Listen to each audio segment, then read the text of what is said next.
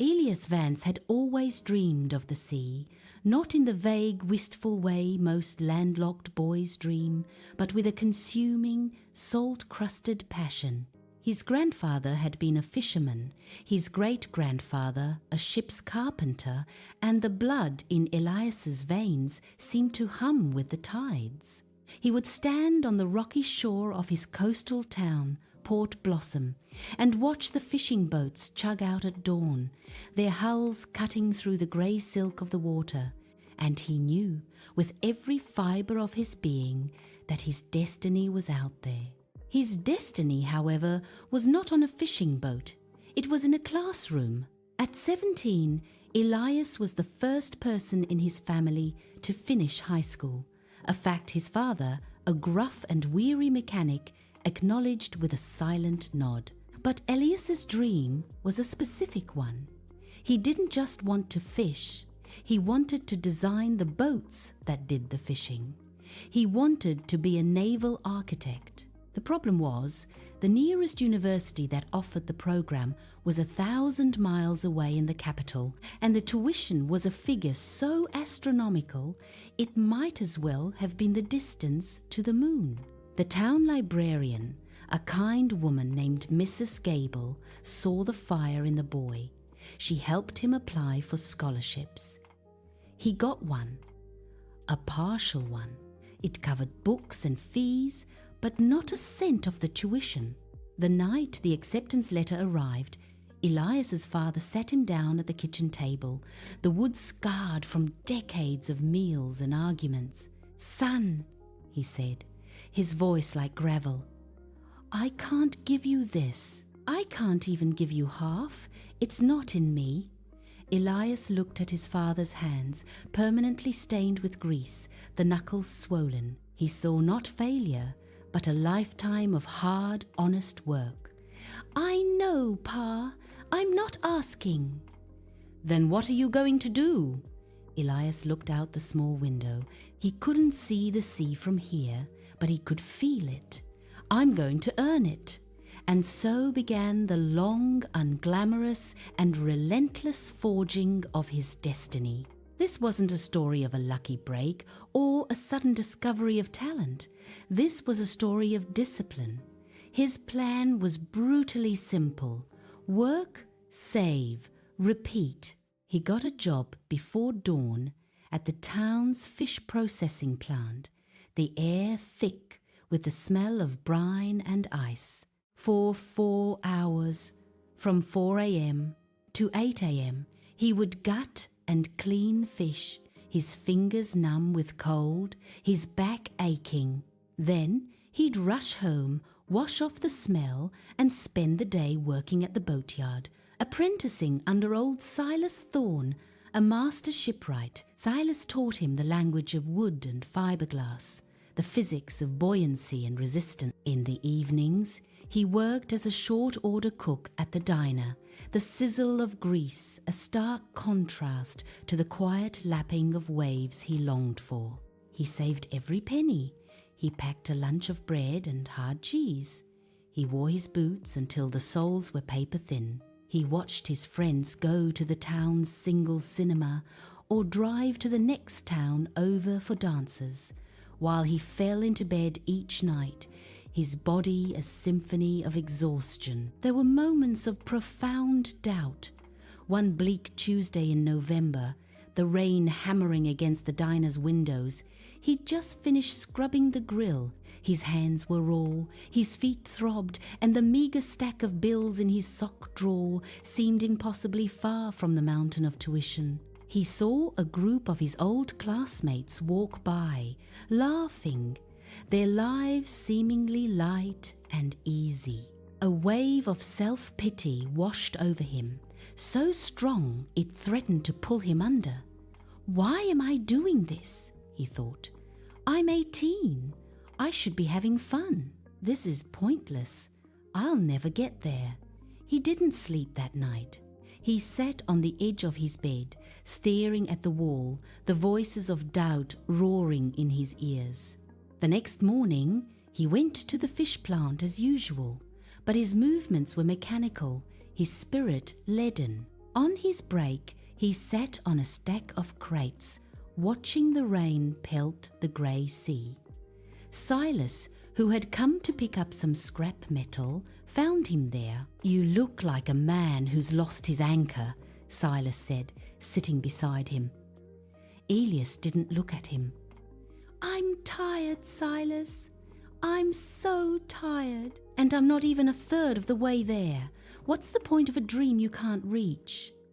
Silas was quiet for a long moment, chewing on a toothpick. He pointed a gnarled finger at the dock, where a beautiful, sleek yacht was moored. It was the pride of the harbour, owned by a wealthy man from the city. "See that boat? She's a beauty, isn't she? But she doesn't get anywhere on dreams and good looks. She's got a powerful engine, but more importantly, she's got a rudder. The rudder doesn't move the boat.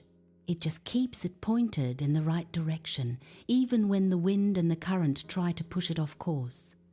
Discipline, Elias. That's your rudder. It's not the engine. It's not the fuel. It's what makes sure every ounce of fuel you burn gets you closer to where you want to go, not just thrashing around in circles." Silas stood up, his joints cracking.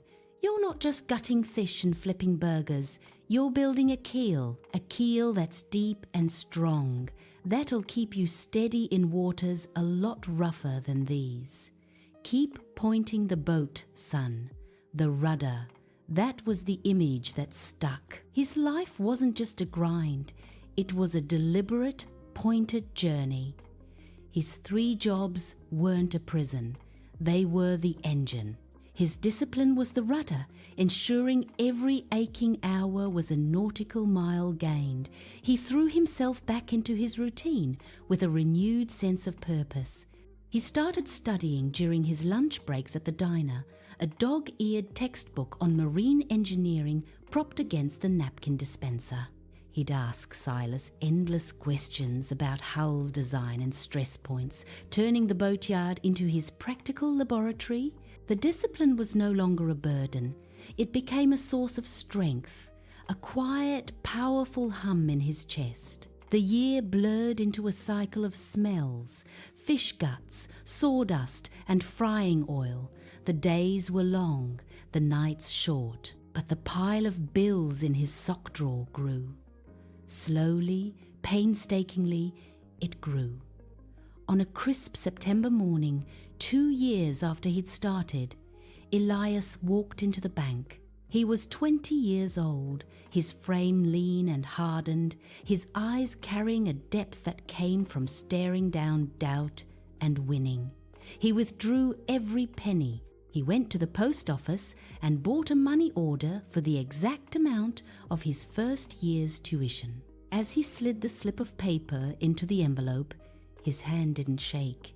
He felt no urge to celebrate. He felt a profound, quiet certainty. This wasn't the finish line, it was the starting line. He had built the boat, and now it was time to set sail. University was a different kind of challenge. He was older than most of his classmates, more serious.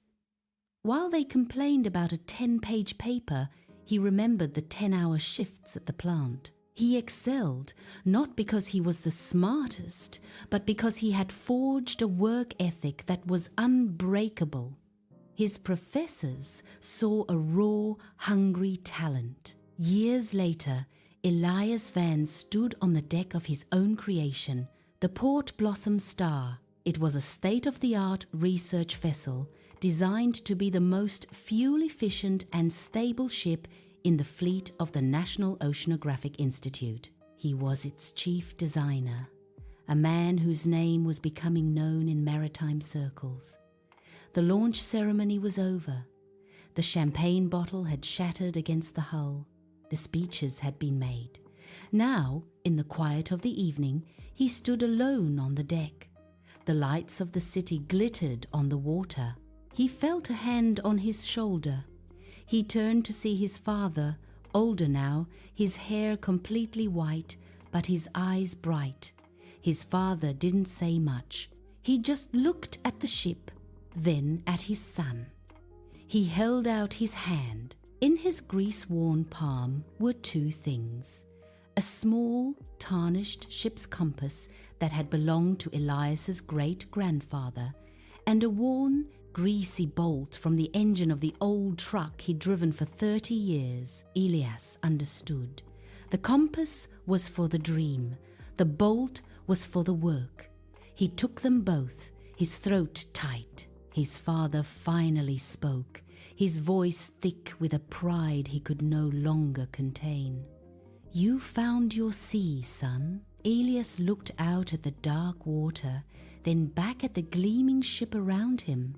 He thought of the icy fish guts, the sizzling grill, the sawdust in his hair, and the quiet, relentless pointing of the rudder through years of doubt. He had not found his sea. He had built it, plank by aching plank, hour by disciplined hour. His destiny wasn't a distant shore he had finally reached. It was the vessel he had become, strong and true, capable of any voyage. And it was built not on dreams, but on the unwavering discipline that had turned those dreams into steel and fiberglass and salt-sprayed reality. Moral: destiny is not a matter of chance, it is a matter of choice. It is built day by day through the quiet power of discipline.